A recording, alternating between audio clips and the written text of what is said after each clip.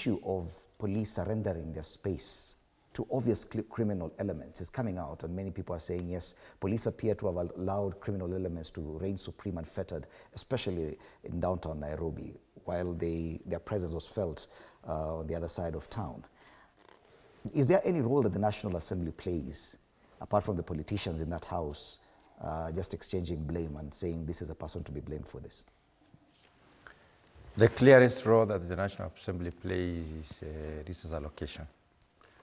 And for the last close to 4 years, we have not witnessed an additional training, recruitment of police, which means the numbers are static and the population is increasing. There is a ratio. The UN ratio is like one policeman to around 450 citizens. In some situations, you realize that a policeman is equated to or takes charge of more than 2,000 people. That is extremely overwhelming in the first place. So when we have a huge surge of people and very few policemen, they will tend to protect the most essential facilities and institutions. And therefore, we will not have, unless we mobilize from other areas, which is also probably creating risk to those areas. So I think what we need to look into is, are our numbers okay? Are we recruiting enough policemen to take care of the situations, as it were? Besides recruiting more, are we also retooling them? Are we training them? Are we exposing them as is appropriate? So on the other hand,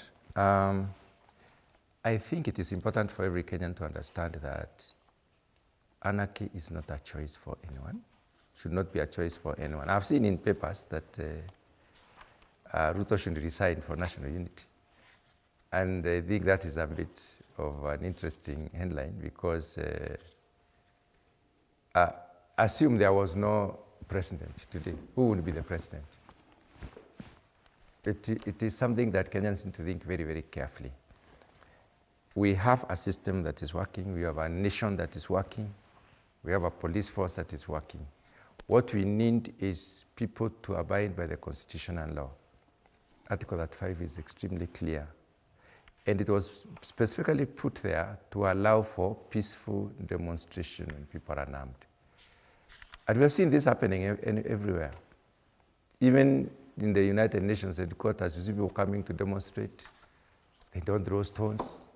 They don't even shout at each other. They just walk peacefully and lift their banners.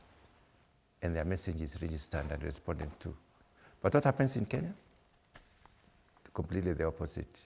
It is fighting, it is war, it's breaking into people's businesses, it's looting. Now, whether they are organized or whether it is involuntary, there is a lot of criminal actions during demonstrations. And that's one thing that we need to address as a country. Do we want to have more of that, or do we want to abide by the Constitution? Because this started as a Gen Z, protest. The Gen Zs were armed with telephones. That's the only thing that probably we saw in the first demonstration, the very first demonstration, which probably we can say as Kenyans was not interfered with. But later on, people took advantage of these demonstrations and configured them and brought in their ideas and their influences, and it has completely lost meaning. I think as a country, there is need for us to abide by the Constitution. I've worked in situations where war has been.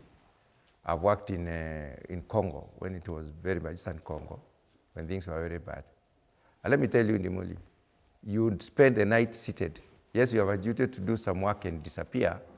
You pray that you are not a member of that community. You thank God that you are not a member of that community. And even if you have police cover, you still don't believe they are going to be, sufficient to take care of your security. Anything can happen. Everybody does everything they feel like they should do. It depends on who has what ideas.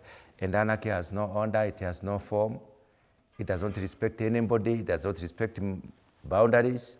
It is something that we need to be very careful about. Are you concerned, for example,